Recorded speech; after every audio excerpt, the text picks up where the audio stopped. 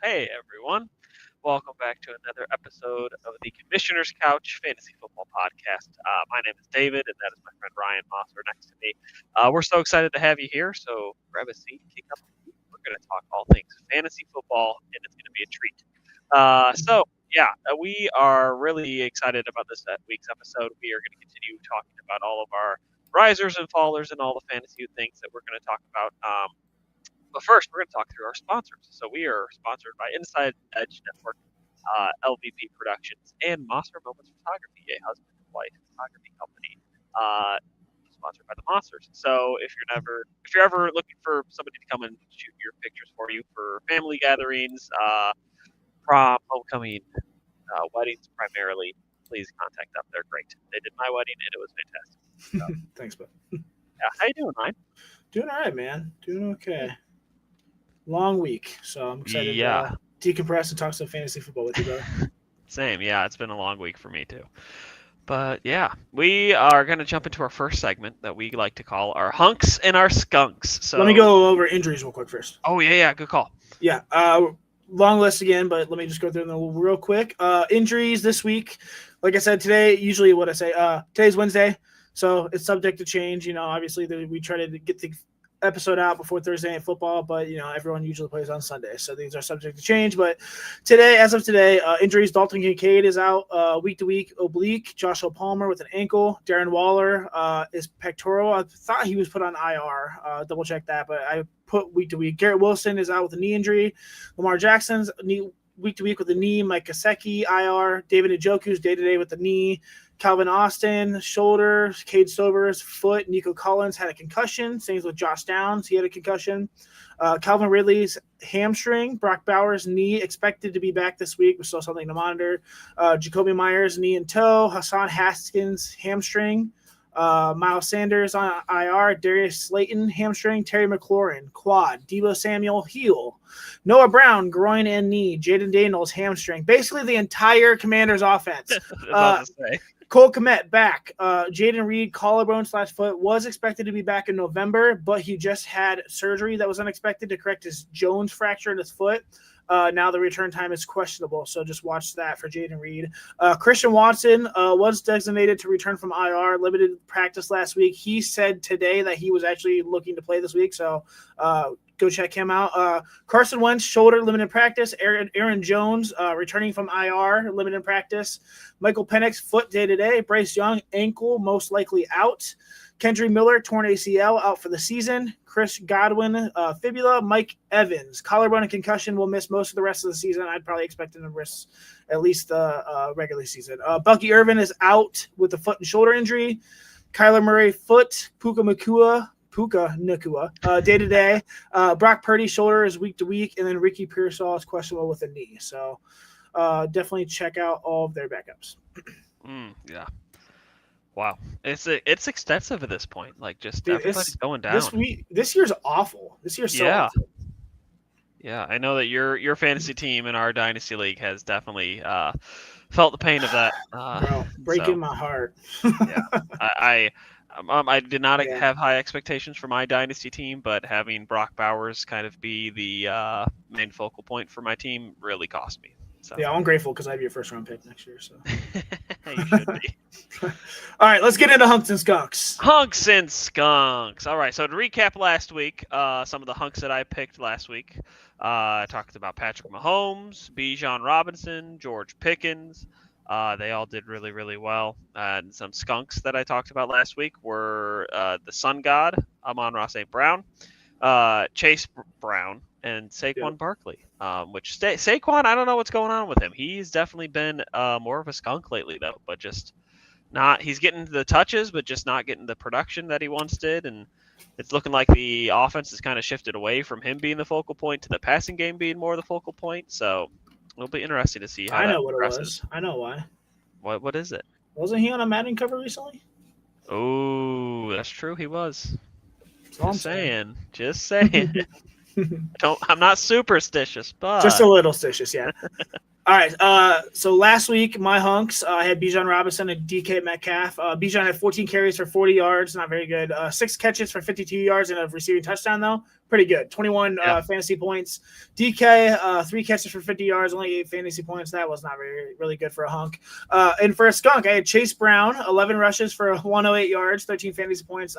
He did well. That was definitely not a skunk.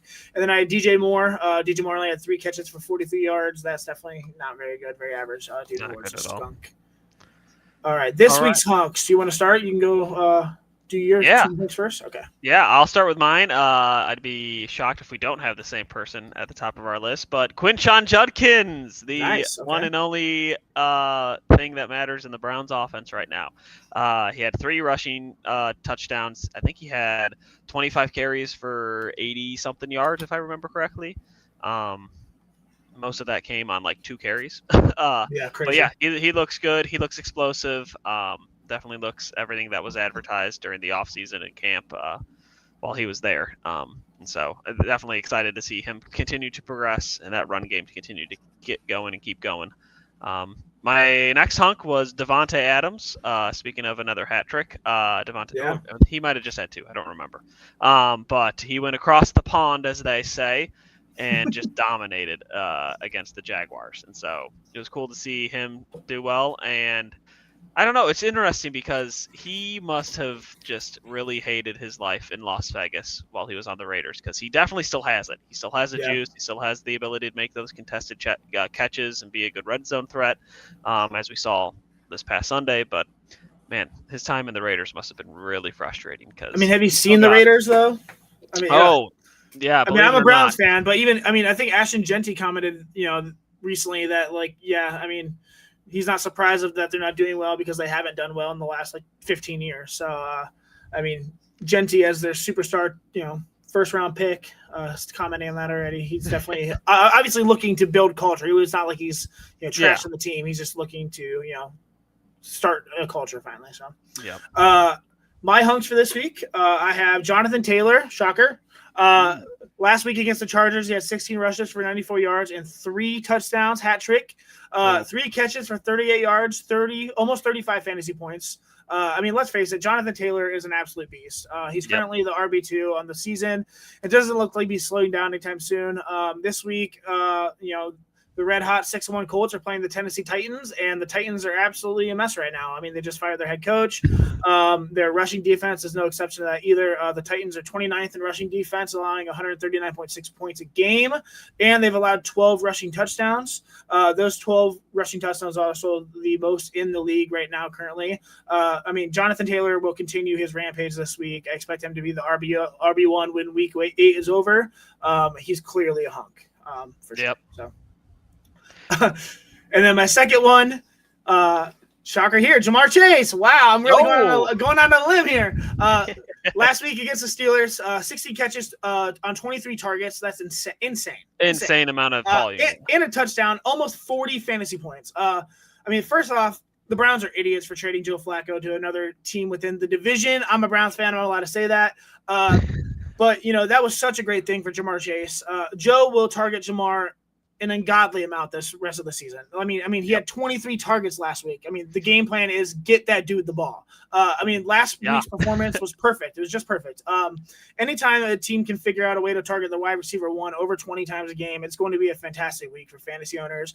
The Bengals are playing the Jets this week, and the Jets are just as much of a mess as the Titans, if not worse. They have the worst record in the NFL and absolutely no passing game, not to mention Justin Fields has just been benched for Tyrod Taylor. The Jets have a good passing defense, ranked 9th, but the team is on a downward spiral. Ja'Marr Chase and Joe Flacco are a match made in heaven. A seasoned veteran QB with accurate passes, throwing to a top wide receiver in the league. Chase is going to continue this amazing run. As long as Joe Flacco is healthy and they can protect him, he's going to average 20 targets a game. Ja'Marr Chase is a no-brainer hunk. So. Yep, absolutely. I also had a third hunk on here, honorable mention. It is the Chiefs organization is what I'm calling that one, because they looked red hot last week. You get the addition back of Rashee Rice, who's just going to be so dynamic for them and really open things up for their offense. And that defense is really looking like the solid defense that got them to the Super Bowl last year. So definitely excited for that honorable mention Chiefs organization, because they weathered the storm, got through the suspension with Rashee Rice, got through some injuries, and now they're getting healthy and looking dynamic. So really excited for that. Yeah, good stride to take on for the rest of the season. So, All right, drop your skunks. My skunks. We already talked about this one a little bit, but I went with another organization, and that was the Las Vegas Raiders organization. You mentioned earlier how Ashton Genty was already bashing the culture and the lack of success over the past few years. That was one of the things that came up recently and is making a lot of headlines. But that offense is just awful. They scored 0 points. Their longest play from scrimmage was 16 yards. That's embarrassing. That's crazy. Embarrassing. Just awful. And so, they just got absolutely torched by the Chiefs. And Pete Carroll, will he make it through the season? I don't know. You put up a big goose egg in a football game. That's awful. And I know that they're dealing with injuries and very inconsistent quarterback play, and their offensive line is embarrassing. But Pete Carroll's far from the problem. So. Oh, absolutely, yes. Yeah. But man, that organization is a mess. So. Yeah. What's your second? My second one is a little bit controversial, I think, but I went with Quentin Johnston. Interesting. Somebody who seemed to just skyrocket right out of the gates to start the season seems to have fallen back down to earth. Yes, he did catch a touchdown pass this past week, but his stats besides that were really not that great. He had 2 catches for 15 yards. Yeah. And a touchdown. So take the touchdown away, and fantasy-wise, he's just really not relevant at all. And so I don't know what happened to them, but the week before he was out and injured, he really didn't do that well. Only had 4 catches, and now 2 catches for 15 yards. I don't know where that deep threat went, but he's not there anymore, not getting the same amount of targets. So I don't know if that's a correlation to them not really having much of a running game right now, and so people are just trying to stop the pass and stop the deep pass. But I don't know. They got to figure out a way to get him going again, because that Chargers team is just dynamic when he's back to his normal self. So right now he is a skunk for me fantasy-wise. Last week's stats were concerning. The emergence of Ladd McConkey when Johnston was out was obviously, he played really well, and then McConkey also played well last week. It looks like maybe Ladd is not taking over his job back, but maybe just getting more in the mix, getting more snap percentage. It's definitely something to watch. I was going to give it at least another week just to see if Johnston, could continue his reign, or is going to be just dropped down and behind the guy. So we'll see. I don't know. Definitely something to watch, though. Those stats were not good last week. So. Not at all. But he still had 90% of the snap percentage. So he's in the field, but not getting looked at. Yeah, just a week. We'll see. My first skunk, I have Kareem Hunt.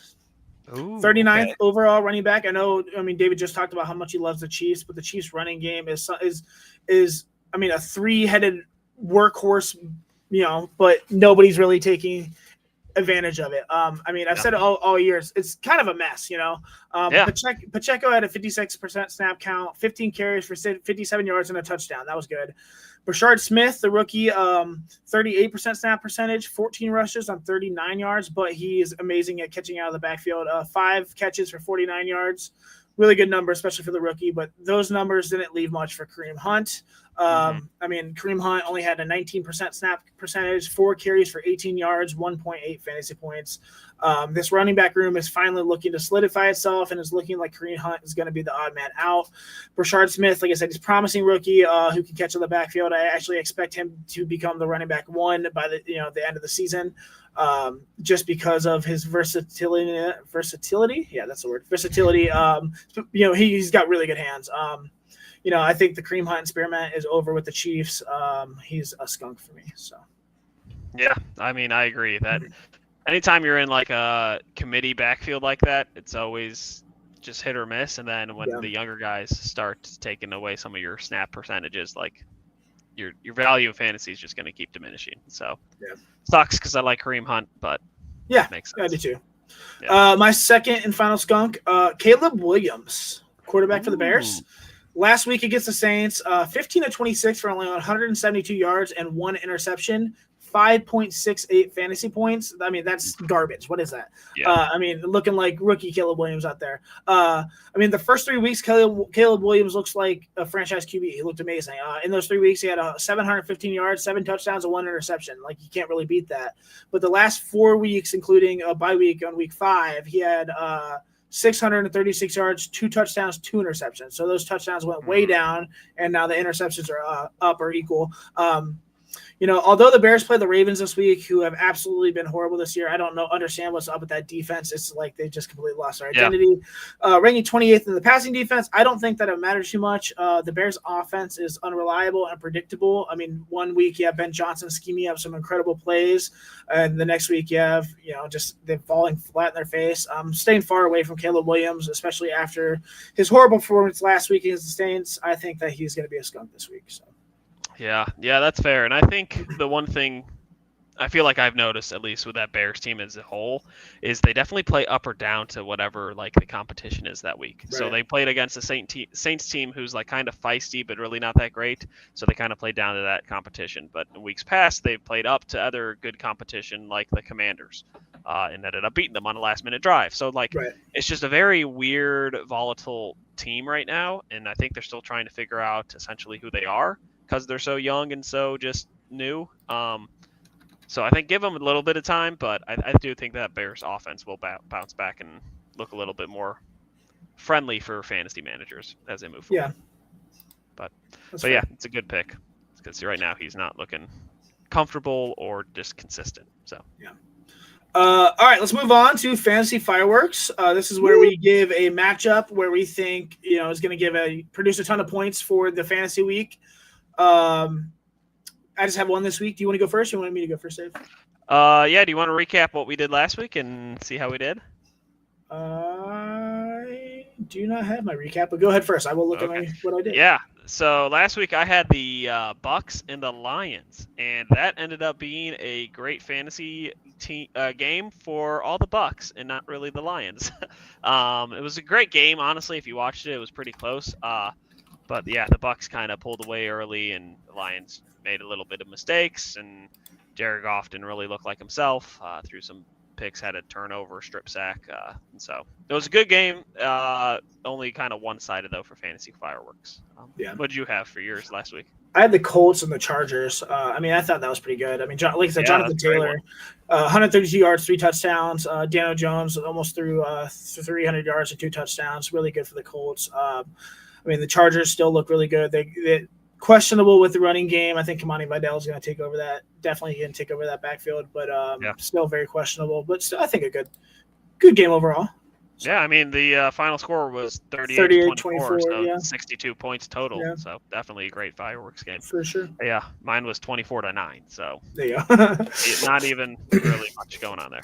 Right. Also, I mixed the two teams up earlier, the Bucks and the Lions. It was Lions that was one-sided, not the Bucks. I see. You're good. So this week, for Week 8, I have the Dallas Cowboys at the Denver Broncos as my Fantasy Fireworks matchup.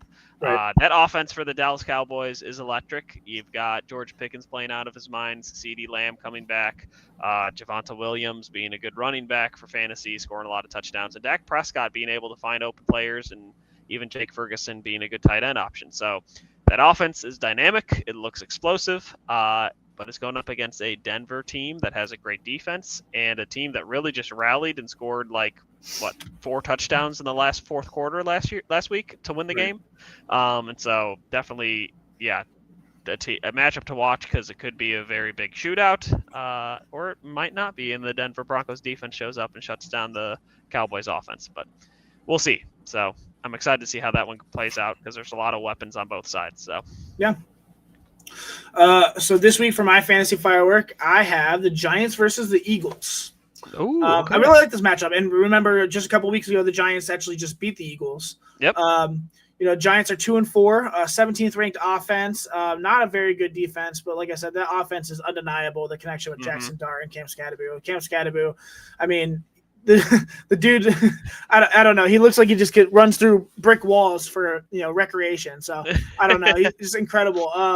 He's the 10th overall running back right now as a rookie. Really, really good. 98 rushes for almost 400 yards, 5 touchdowns. And that's splitting the backfield, obviously, with Tyron Tracy, which is awesome. I really like Jackson Dart. I really like his rushing ability. Theo Johnson, I think, is a great red zone threat. The Eagles offense, like you said, I personally think that this Eagles team is a bit, how do I say that? I mean, they're 5-2, but they suck. Yes, that's what you're trying to say. Yeah, I don't know. I mean, they're the 26th overall offense. I mean, that's bottom of the NFL, and then 23rd best defense. But they find ways to win, whether it's a blocked field goal for return for a touchdown or just whatever. Saquon is on a downward spiral right now. He was a couple weeks ago, a top 3 running back. Right now, he's 14th overall. I don't know. AJ Brown looks really good. Finally, Devontae Smith looked fantastic last week. Dallas Goedert is a top 5 tight end, and Hurts obviously is a top 5 quarterback. So lots of players here can score a lot of points. I think it'll be a fun matchup, and I think the Eagles will try to get some revenge on the Giants who just beat them. So I think a lot of points will be scored this game. Yeah, and I think the Giants will want some revenge for after collapsing in the fourth quarter last week to the Broncos. Right. So that'll be a fun matchup for sure. Yep. All right. So our next segment that we've got is called the Long Shot Lineup.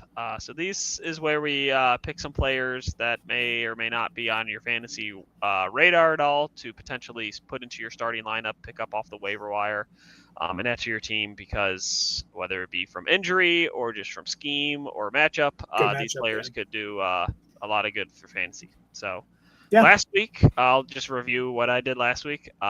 Not really that great, but that's okay. I had Dylan Gabriel as my quarterback. Not great. He had like 140-ish yards, I think. No passing touchdowns, but no turnovers either. So they won. Huh? Browns won. The Browns won. That's all that matters. Yeah. And then I had running back Ashton Genty, and as I said earlier, the longest play from the line of scrimmage was 16 yards for the Raiders. So not a good week at this point, do you even play any Raiders players? Probably not. I had Alec Aromanor. He was supposed to step up and be the wide receiver 1 for that team in the absence of Calvin Ridley. He did not. I think he had 4 catches for 40-something yards. Yeah, not great. I had Troy Franklin, who did okay. Caught a couple of deep passes. I don't think he got into the end zone, though, but he did okay. And then Tyler Higbee is my tight end, and he also did okay. Nothing too crazy. And then Isaiah Davis I had for a flex, which I may have been a week early on him, but that's okay. Maybe a couple seasons early. I don't know. My last week for the long shot lineup, like David said, these are just guys who not necessarily sleepers, but we like the matchups, we like the scheme, we think they're going to score a bunch of points this week, and they're not the top guys. Last week I picked Aaron Rodgers for my quarterback, 23-34 for 349 yards and 4 touchdowns, 2 interceptions, 26 fantasy points. That's a good pick. My running back was Kamani Vidal, not good. 9 rushes for 20 yards, 4 catches, 15 yards, just 7 fantasy points. Like I said, that Chargers running back room is a mess right now. So, I think he's going to eventually take it over. I like the player. I like the prospect coming out of Troy, but I don't know. Wide receiver, I picked Kendrick Bourne. Only had 2 catches for 14 yards, 3.4 fantasy points. Listen, the last 2 weeks before that, he had 142 yards each week. I thought, with this team, the opportunity with the injury as a receiver, I don't know. I had Rashee Rice for my second receiver, 7 catches for 42 yards, 2 touchdowns. I've been waiting on that. I need him. My entire fantasy team is hurt. I need some points. Thank you, Rashee. Tight end, I had Harold Fannin Jr. I love the guy, but the Browns offense, I don't know. It's just so questionable. 4 catches, 36 yards, only 7.6 fantasy points. And then my last one flex, I had Ted McMillan, 3 catches for 33 yards. Following the week where he had 2 touchdowns, and then, every other week before they had a lot of yards, this just was a dud week for him. So, going into this week, I'll start my quarterback. Yeah. Once again, this is the long shot lineup. Just guys who are, sleepers, or, we think have good matchups, or just, not the top guys. Quarterback Bo Nix projected 19.21 fantasy points against the Cowboys. Last week against the Giants, David talked about 27 of 50, 279 yards, 2 touchdowns. He also had 5 rushes for 48 yards and 2 rushing touchdowns. Almost 40 fantasy points last week. This week they play the Cowboys. The Cowboys defense is awful. I understand last week was weird. I think the Cowboys expected, I think the Cowboys, I think that the Commanders were going to beat up on the Cowboys. I thought, man, this defense is so bad. And the Commanders offense, Jaden Daniels, I thought he was going to just tear them up, and that didn't happen, especially, with the Cowboys having the worst defense in the NFL going into the game. That being said, the Cowboys still have the worst defense in the NFL, even after last week, and the worst passing defense in the NFL, which is important. The Cowboys are ranked 32nd, allowing 401 yards, passing yards, and 24 touchdowns this season. Wow. 401 total yards, 260 passing yards, still a ton. 16 total passing touchdowns. The Broncos have a much healthier offense than the Commanders, and they're averaging 215 yards of passing yards this season, and 11 total touchdowns. So I don't know. I think that Bo Nix is going to go off this week and is going to continue to play amazing. I mean, he had almost 40 fantasy points last week. That's a winning week for sure if he started him. I think he's going to continue that. So. Yeah. I'll jump into my quarterback here because I really like my quarterbacks matchup, and that is Joe Flacco. You mentioned earlier how you were in love with Ja'Marr Chase and how he's doing amazing, and Joe Flacco is feeding him the ball. Joe Flacco, 31 of 47 last week for 342 yards and 3 touchdowns. If he can repeat that now this week against a beat-up Jets team, he might actually throw for 400 or 500 yards, because T. Higgins and Ja'Marr Chase might just exploit that whole defense. Yeah. So, yeah, I love the matchup. The Jets team literally looks lost, and will they have a win this year? I honestly have no clue. Yeah. So yeah, I love the matchup for Joe Flacco. I love the weapons that he has there. If they take away Ja'Marr Chase, he has a T. Higgins. If they take both of them away, they have Chase Brown to check down to. So, yeah, just love it for Joe Flacco, and hope to see them do well for fantasy. So yeah, good option for picking him up off the waivers and starting him. There you go. Go into your running back. Yeah, my first running back is Devin Neal, rookie running back for the New Orleans Saints. Guy out of Kansas who's a big speedster and runs really well and hits the open field well. I heard a quote today on Twitter that said Calvin, or what's his name? No, not Calvin. Alvin Kamara. Oh. Alvin Kamara, who's the running back 1 for the Saints, said that Devin Neal is one of the smartest rookies that he's ever worked with. And so I think that speaks a lot to just his knowledge of the game and his willingness to just soak in everything that's around him. And now he has an opportunity. The running back 2 for the Saints, Keandre Miller, got hurt and is on IR now. Alvin Kamara is getting a little bit older. Some trade rumors going around. So he could step into that role. He's not getting traded. More touchdowns. I doubt it too, but no. Well, he said if he gets traded, he's just going to retire. So. Yeah, he's not going to get traded just off of that threat alone. So yeah, but still, opportunities knocking now. Let's see how Devin Neal does with it. So definitely worth stashing and seeing. Maybe not starting this week, but definitely worth monitoring his status. So there you go. My running back for this week is DeAndre Swift. Projected 12.38 fantasy points against the Ravens. Last week against the Saints, 19 carries for 124 yards and a touchdown. He also had a catch for 14 yards, 22 fantasy points. Also, week 6 against the Commanders, 14 rushes for 108 yards, 2 catches for 67 yards and a touchdown, 28 fantasy points. I mean, DeAndre Swift started off very average this year. The first 4 games, he had a total of 187 yards and 2 touchdowns. I think that Caleb Williams is going to struggle, as I said before, this week, but I think that Swift will benefit from that. The Ravens had the 26th worst rushing defense in the NFL. They allow 134 rushing yards per game and 9 total touchdowns. I mean, Swift has had 232 yards and 1 rushing touchdown, 81 receiving yards and a receiving touchdown in the last 2 weeks. That's amazing numbers. Yeah, I mean, he is dealing with a groin injury right now. He has a practice this week, but last week he didn't practice much either, and they still played, and he had the best game of his best game of the year this year. So Yeah. I don't know. I mean, that's something to monitor, but if he plays, I'm looking for him to continue the dominance this week, and especially against the bad Ravens defense. So Yeah, that's a great pick, and yeah, somebody who's definitely become and emerged as a weapon in that passing game too. So good pick. I'll go to my receiver. My receiver, once again, this is the long shot lineup. This is just like guys who are sleepers. We think they have good matchups. They're not the top guys, but these are guys who we think might have a good week this week. Jordan Addison, receiver for the Vikings, projected 12.29 fantasy points against the Eagles. Last week against against the Eagles, 9 catches for 128 yards, 22 fantasy points, almost 23. This week they play the Chargers. Yeah, okay. Who are ranked 19th in the passing defense. They've allowed 10 passing touchdowns this season. Addison was suspended the first 3 games of the year, obviously. Since his return, he's played in 3 games, has had 283 yards and a touchdown with a total of 54.8 fantasy points. That's a lot. I mean, that's nearly 55 fantasy points in 3 games. Carson Wentz has been pretty serviceable so far as a starter for the Vikings, and he was also named the starter this week as well. Addison would be a top 15 receiver this year if he's played those first 3 games. He may end up being one when it's all said and done, even with Justin Jefferson on the other side of the field. I think Addison's going to have a really good week this week. So, yeah, that's a great pick. My first wide receiver that I have is none other than Jalen Noel, wide receiver for the Houston Texans, another rookie.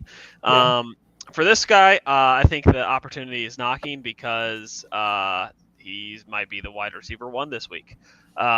Christian Kirk's out for a little bit with a hamstring, I think it was, and then the wide receiver 1 for that team, Nico. Thank you, I forgot his name.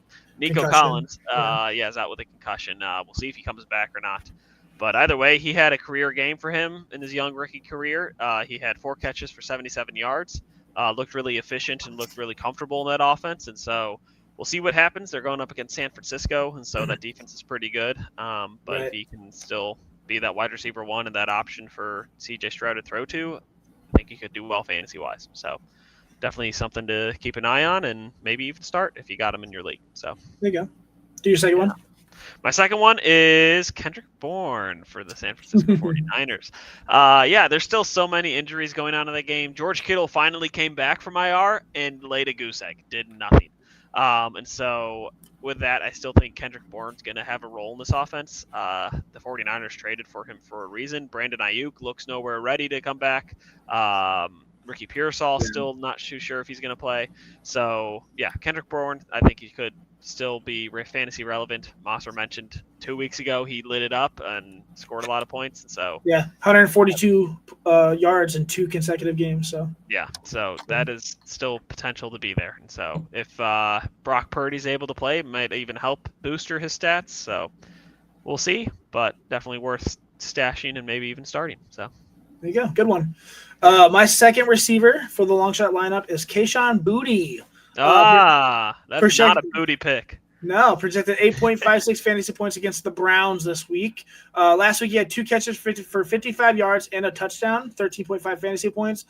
When Boutte leads the team in targets, he dominates. I mean, week 1 he led the team with 6 catches on 8 targets for 103 yards.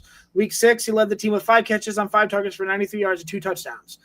Drake May looks to be, I said this last week, he looks to be one of the best quarterbacks in 2025. He's ranked currently 4th on Sleeper. Last week he did not lead the team in targets, but he did catch 2 out of 2 for 55 yards and a touchdown. Very, very serviceable. The Patriots offense is exciting to watch, led by Drake May. I think that Boutte is becoming one of May's favorite targets. He's ranked 29th overall as a wide receiver the last 2 weeks. He's had 7 catches on 7 targets for 148 yards and 2 touchdowns. This week they do play the Browns, who have a really, really, really good defense. Not a good team, but a really good defense. Yeah. They're the top-ranked defense in the NFL, only allowing 256 yards per game. And their passing defense is obviously no slouch too, ranking 3rd, allowing 173 passing yards per game and 12 touchdowns. Drake May is going to get his this week. He's going to. I think Vrabel is just, they're a match made in heaven. I think that Boutte is going to benefit by that a lot.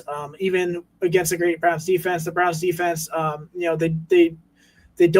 they bend and then they finally break in the fourth quarter unless they're playing the Dolphins. There's going to be opportunities to score for Boutte. And I think that he's going to do it this week. Give me him as a long shot. So Yeah, that's a good pick. I like that one. All right, I'll go into my tight end. Yeah, who you got? Omarion Gadsden. Oh, you talked about him last Chargers. week. Yep. Projected 9.85 fantasy points against the Vikings last week versus the Colts. 7 catches for 164 yards and a touchdown. Over 30 fantasy points. The last 2 weeks, 14 catches for 230 yards and a touchdown. 42 fantasy points total. He's a rookie. The veteran tight end Tyler Higbee said that he loves him. He thinks that he's going to be very, very good in the NFL. I think that Gadsden's building some fantastic chemistry with Justin Herbert, and that will continue this week against the Vikings. The Vikings do have a good passing defense this year. They rank 7th, allowing 184 passing yards per game. But they also have allowed 34 catches for 262 yards and 3 passing touchdowns against tight ends this year. I think that their defense is going to have to worry about a lot of, with Keelan Allen, Quentin Johnson, Lab McConkey, even, Kamani Vidal. Gadsden's going to benefit for that. He's going to get open. I think he's going to score some points this week. Yeah, that's a good one. I like it. My tight end that I have it's a big sleeper. Jatavian Sanders for the Panthers. Yeah. So that team's beat up. Bryce Young probably not going to play this week. Has a sore hip, I think it is. And so they're going to turn to the old sneaky veteran, Andy Dalton. And I think Andy Dalton is going to target both Tet McMillan and Jatavian Sanders a lot in this game. I think that this could be a great matchup for Jatavian Sanders.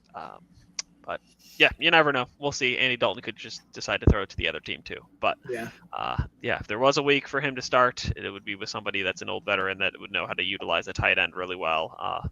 That would be Andy Dalton. So yeah, Dalton did good last year when he had to come in. Yeah, game. True. So he's very serviceable backup. I think. Great veteran presence. It could be much worse. So true. Yeah. And then I have a flex as well. Yep. And that would be Matthew Golden, the wide receiver for the Packers. So the Packers are going up against Pittsburgh, and I'm not convinced that secondary is good for Pittsburgh. I think that Matthew Golden will be able to find some deep shots to get open and make some big explosive plays, and might even have a breakout game for himself. He's projected right now 7 points. I think that he will do much better than 7 points against that team. But we'll see. They could just decide to run the ball with Josh Jacobs the whole time. But yeah, that Packers team, they have a lot of weapons. They'll spread it around, but I think this could be a potential breakout game for Matthew Golden. So I would venture to start him if you have him. Interesting. Yeah, I noted earlier that Christian Watson also is looking to play this game too. So open things up more for Golden there. So yeah. My flex for this week was Chase Brown, running back for the Bengals. Projected 12.71 fantasy points against the Jets last week. Obviously, he played well against the Steelers. 11 rushes for 108 yards, 13 fantasy points. It's kind of not hard to be really good when you have Jamar Chase getting targeted 23 times. The running game is the worst, least of your problems at that point. Yes, he's been a huge disappointment so far this season, but so has that entire offense. Who would have thought that an NFL team is only good as their starting quarterback, especially as a Browns fan? I didn't know that, Never would have guessed. Jake Browning will obviously not the answer to place Burrow. And then Joe Flacco has brought life into this Bengals offense, which was desperately needed. The Bengals played the Jets this week, who ranked 23rd in the rushing defense, allowing 129 yards per game and 5 total touchdowns. As I said in the Hunks and Skunks, the Jets they have the worst record. They have no passing game, not to mention Justin Fields has been benched for Tyrod Taylor. The Jets team is a huge mess. They're going to have to figure out ways to stop Jamar Chase and T. Higgins. That will open things up for Chase Brown tremendously this week. I think that he's going to get a lot of catches out of the backfield this week as well. I like Chase Brown this week as a long shot player. So he's my flex. Yeah, that's a good pick. I like it. All right, so we'll jump into our legacy lineup next. That will be our daily fantasy sports betting lineup. So this is just going off of the matchups that we think will be best for this upcoming week. We just do a quarterback, running back, receiver, and tight end. So yep, just one position or one player at each position. Yep. Last week I picked Jaden Daniels, Quinshon Judkins, Jackson Smith-Njigba, and Zach Ertz. So outside of Jaden Daniels, I feel like I did pretty well last week. We did, yeah. But that hammy will get you. Yeah, yikes. But yeah, this week I've got Dak Prescott as my quarterback. We already talked about that matchup, how it could be explosive, and that offense is just firing on all cylinders. I have James Cook as my running back coming off their bye week. I think that the Bills will get back to that running game and do really well.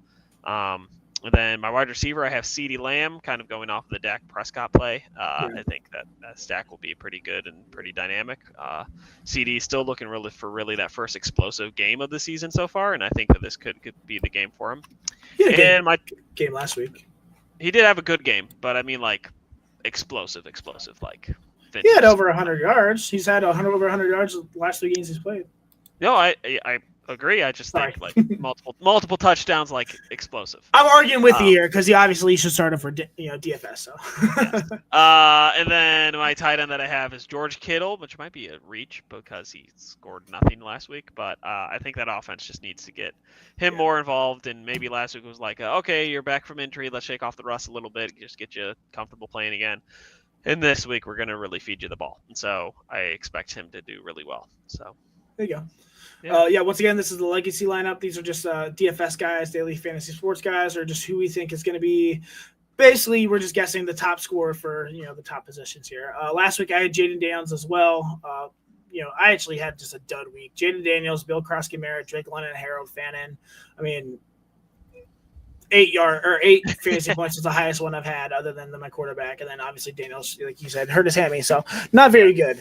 But we're moving on to this week. My quarterback for this week is Patrick Mahomes. The Chiefs are playing the Commanders this week, who are ranked 25th in passing defense. Mahomes is currently the top fantasy quarterback, and will look to get even better now with that Rashee Rice is going to have a second game under his belt. Jaden Daniels is not playing the game either, which is going to be huge. Mariota is a serviceable backup. He likes to run the ball a lot too, but he's obviously a backup for a reason.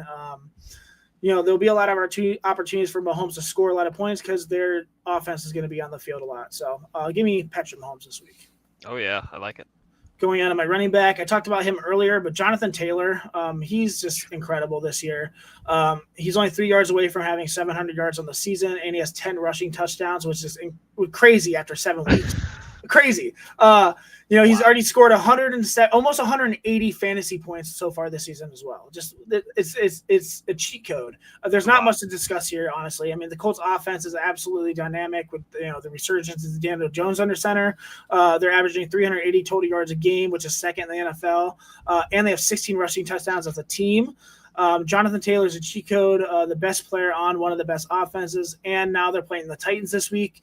The Titans are ranked 29th this season in rushing defense. They allow 140 rushing yards per game, and they've allowed the most rushing touchdowns in the NFL so far this season. Play Jonathan Taylor, please. Play him. I mean, simple as that. Do yourself a favor. Just put him in your lineup. Yeah. My wide receiver this week is a little different. Emeka Egbuka. Okay. I think the guy's already a superstar. Just the factory of Ohio State receivers, one after another. Obviously, Carnell Tate is going to be a first-round pick next year. Then Jeremiah Smith. We get Chris Henry Jr. coming in. Jameer Harlow-Brown. It's going to be, for the next 20 years, you're just going to have first-round receivers who are going to be Rookie of the Year. And Emeka Egbuka, he's going to be no exception. He's going to be the Rookie of the Year this year. I'm guaranteeing it. Currently ranked the 6th overall receiver in Sleeper. He's recorded 31 catches for 527 yards and 5 freaking touchdowns this year. He's the clear number receiver on that team. And I thought that before Mike Evans even came back from injury. And now that Evans is out most likely the entire season, Egbuka is going to continue that dominance. He's going to. This week, the Buccaneers play the Saints, allowing 206.3 yards per game and 14 passing touchdowns this season. There's going to be so much opportunity this week for Baker and Egbuka to make some huge connections in the game. One thing to monitor, he's dealing with a small hamstring problem. They're saying he's probably going to play. I think he plays. If he plays, Egbuka is going to have a great week. So, yeah, it's a great pick. And then my tight end, finally, Tyler freaking Warren, baby, my Pookie. Hey, I love Tyler Warren. I love him. He's everything that I want a tight end and more. I love him. As I said above with Jonathan Taylor, the Colts offense is humming on a different level, and I mean, Tyler Warren is clearly a major contributor in that. Currently, the tight end 3 as a rookie, 33 catches for 439 yards and 3 touchdowns. I mean, that's impressive numbers. And this Titans defense is awful. They rank 18th against tight ends so far this season, allowing 21 catches for 434 yards and a touchdown. He's going to eat. There's going to be a lot of opportunities this week for Tyler Warren. They're going to have to worry about Jonathan Taylor. They're going to have to worry about, Michael Pittman, who's serviceable. Hopefully Josh Downs comes back from that concussion. Tyler Warren's going to get open and continue to dominate the field. Thank God for Tyler Warren. Yes. All right, that's a good one. We'll have to see whose lineup does better next week when we're sure recapping. Because those are both good lineups. So. All right, let's jump into sleepers and creepers. Sleepers and creepers. You can drop your first sleeper. So these are just waiver pickups. They'll be like guys who are really low on the totem pole who we think you should add to your team. So, you want to go first? Or you want me to go first? I'll go first. Okay. My first one is, I talked about him earlier, but tight end Amarian Gadsden. I love him. You also did. I have him as well. we do this every week. Obviously. He's only rostered 12% on Sleeper. I mean, it's criminally low. I talked about him earlier, like I said. The last 2 weeks, 14 catches for 232 yards and a touchdown, 42.7 fantasy points. And I talked about Tyler Higbee also, saying that he's really, really good. Like some, and Higbee's been non-existent this year. 13 catches for 120 yards and a touchdown, only 35 fantasy points on the season compared to the 42 that Gadsden has had the last 2 weeks. It's safe to say that Gadsden's going to be the take over that tight end room. He's going to be the tight end one. I actually think that it's already happened.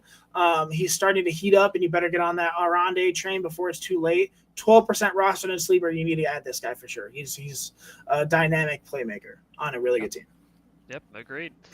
So yeah, I'm not going to talk about him because you already just laid that one out. But my next person on my list for sleepers would be Joe Flacco. Talked about him a little bit earlier, but he's just got a plethora of weapons around him. Going up against the Jets this week, like, he could do really, really well and continue to do well because Joe Burrow might not come back anytime soon.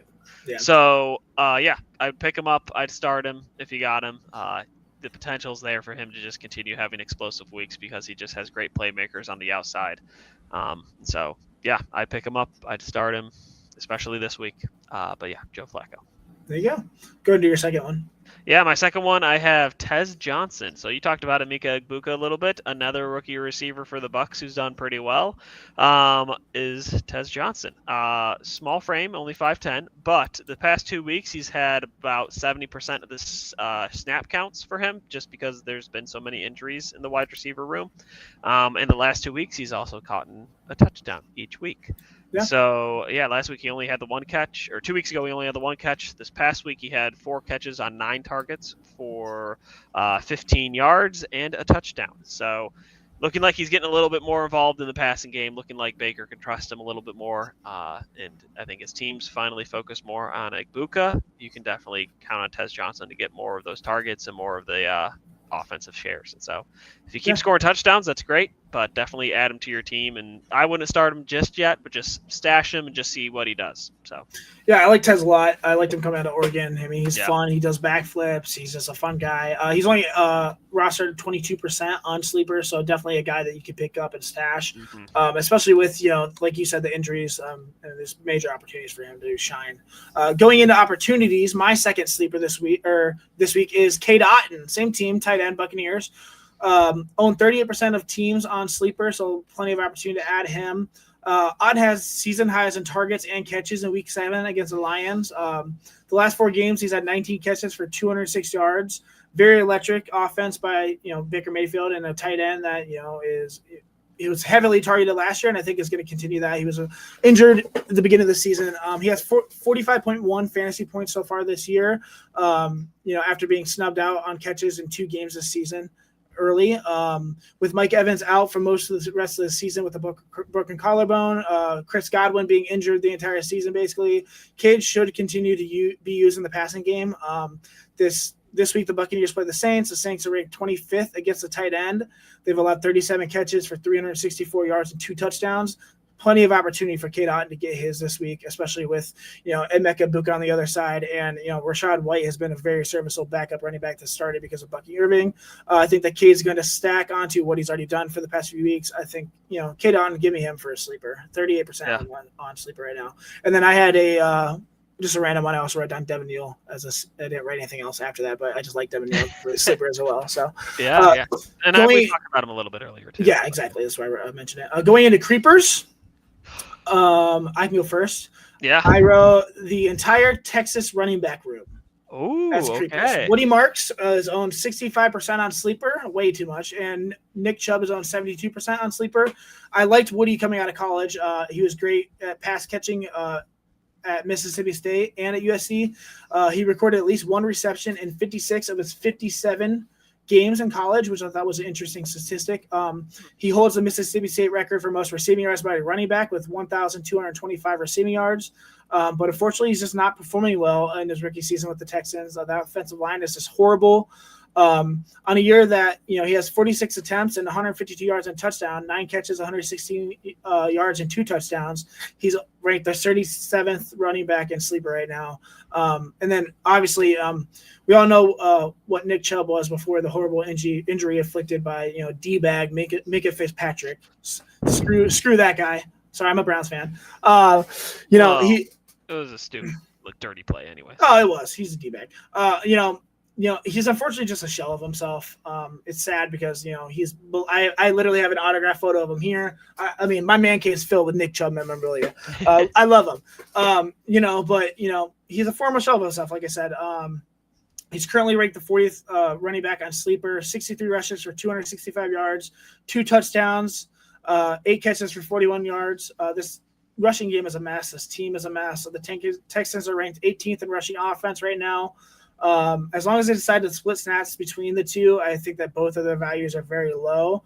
I think they're definitely creepers for me, especially for how much they are owned on sleepers. Like I said, Woody Marks is 65% owned on sleeper, and Nick Chubb is 72%. They should be on your bench or on your taxi squad at this point. So, yeah, I agree. Sadly, as much as I love Chubb, my creepers for this week, well, really for the whole season, it seems like would be the entire Dolphins team. We just saw the Browns just take it to the Dolphins team and force Tua to throw 3 picks, almost 4, and have forced a few other turnovers. So, that whole team is just garbage right now. Right. I have had the unfortunate pleasure of starting Tua in my Dynasty League the last few weeks because I traded away Drake May like an idiot. Thank you! Yeah, you're welcome. To me. And I've had to be forced to start Tua, and it has been awful. He has scored negative points. He has scored 1 point. He has scored 6 points. Just completely been awful. I think there's still a little bit something to be said for Jalen Waddle. I still think he's serviceable as a fantasy wide receiver. But everybody else on that team. Traded. I hope he does, honestly. Best for him, so. Yes, please. And so, I just think that whole team you should be avoiding at all costs. Do not start them. Just stay away. They're the plague. Stay away. And then my final creeper for the night, CJ Stroud. I'm going with the Texans theme here. Owned 96% on Sleeper. Last week completed 23 of 49 for 229 yards, a touchdown, and 1 interception. 2 rushes for 25 yards. Only had 14 fantasy points. CJ Stroud in the Texans passing game is ranked 23rd in the NFL. Their offensive line is absolute buns. Nico Collins was projected to be a top receiver this season, but he's ranked 33rd on Sleeper right now. Now he's dealing with a concussion. Their offensive line, like I said, they're ranked 16th in offensive line rankings. That's from PFF, but you can never trust PFF, to be honest. And as I mentioned above, their running back room is garbage and unreliable. This team is bad, and unfortunately, CJ Stroud is the benefactor of that poor play. I like CJ Stroud a lot. I'm biased. I'm a Buckeyes fan, but I think he's a great quarterback. He's just surrounded by just not greatness around him. I do not like his situation, but I have to keep him right now for the foreseeable future just because that team is a mess. So. Yeah, I agree. My last creeper for this season, I'm just going to go with the season at this point, would be Cam Ward, somebody who I was pretty excited on going into this year because I think he's talented, I think he's smart, I think he's got the toughness, he's got the leadership skills. But that organization just set him up for failure. They have literally said, oh, we're so excited to draft you. Here's no weapons. Here's no offense. Here's no coaching. The entire organization just literally trashed him in his whole first season in his career. Yeah. And I kind of feel bad for him. Like, he has no weapons. He has no running game. He has no offensive line. They fired the coaches. Like, they have no clue what they're doing. He sounds like a first round or first overall quarterback pick, because that happens pretty much to every single first overall quarterback. Yeah, so. It does. And I think that just speaks to like the lack of development that the NFL has in quarterbacks, but also just like the lack of, hey, we're going to set you up for success. Like, you look at teams like the Patriots, maybe is a better example. Another like top overall quarterback draft class who, yeah, the first season was rough. They sat him for a little bit, let him learn, develop the first year, and then, hey, we're going to bring in a good coach. We're going to bring in some weapons. We're going to sign Stephon Diggs. We're going to get you a good offensive line. Like, that's how you set up somebody for success. You be patient with them. You let them learn and develop on their own. Give them some time. Like, but they just threw Cam Ward to the Wolves, and like, he just seems overwhelmed, lost, and just, I feel bad for him at this point. I mean, honestly, if you're a Titans fan, I feel you, because I'm a Browns fan, but it's embarrassing that this is like what the NFL does over and over again to young quarterbacks. I think it just depends on the player, though, to be honest, too. I mean, in the situation, there are plenty of, Jaden Daniels thrown in there, Bo Nix thrown in there. Sure, there are plenty of opportunities for guys who take advantage of it, but also, Bo Nix has a great offensive line, a great defense. I mean, when you struggle with, not having the weapons on your offense, the coaching. I mean, obviously he doesn't even have a coach anymore. So yeah, that's rough. I like Ward too. I think he's in a terrible, terrible situation right now. So yeah. But yeah, he is my creeper, and it really should just be the Titans organization as a whole. But Cam Ward is now paying the price for it. Yeah. All right, let's move on to our last segment. This is FMFT, Fix My Fantasy Team, where we will tweet out our post, and then you just comment on there and ask any questions you want. It could be waiver wire additions. It could be who start sit. It could be anything. I only saw one question this week, David. Did you see any more than just the I have not seen any more. That's the only one that we got. So. Cool. We got one, and that's exciting for us. This one is from Shane Meyer. He said, what are we supposed to think of Garrett Wilson when he gets healthy with the state of this New York Jets offense? Do you want to go first or you want me to go first? Well, I can go first. So obviously, I've been on record on this podcast saying that I like Garrett Wilson. I do not like the situation that he's in. So if I'm a Garrett Wilson owner right now, I'm just sitting patient and hoping and praying to the football gods that he gets traded.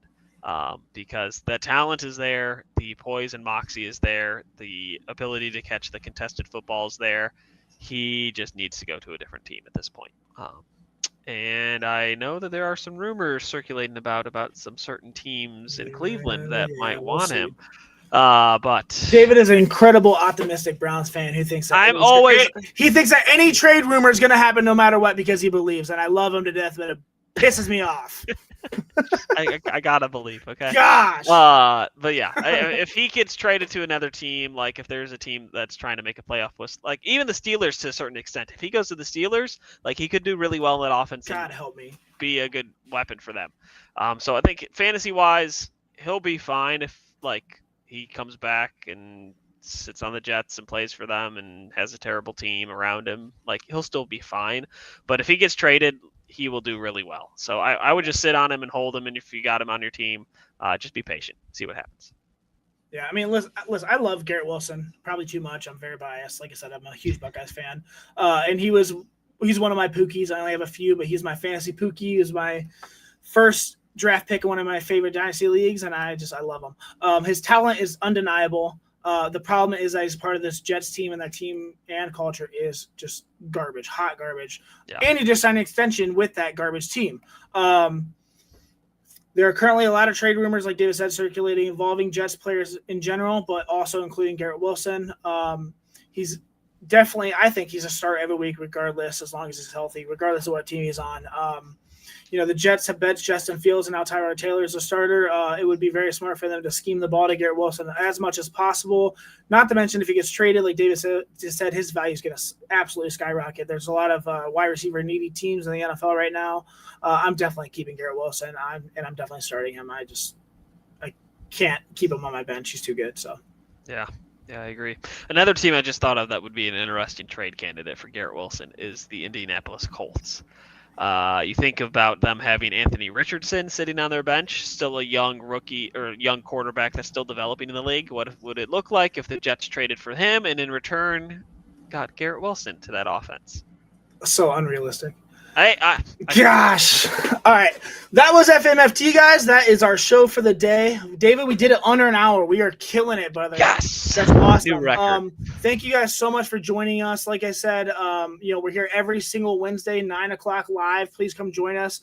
Go onto our Twitter page at the Commish Couch. You'll see our FMFT there. I will also retweet it at Dynasty Clee every single time.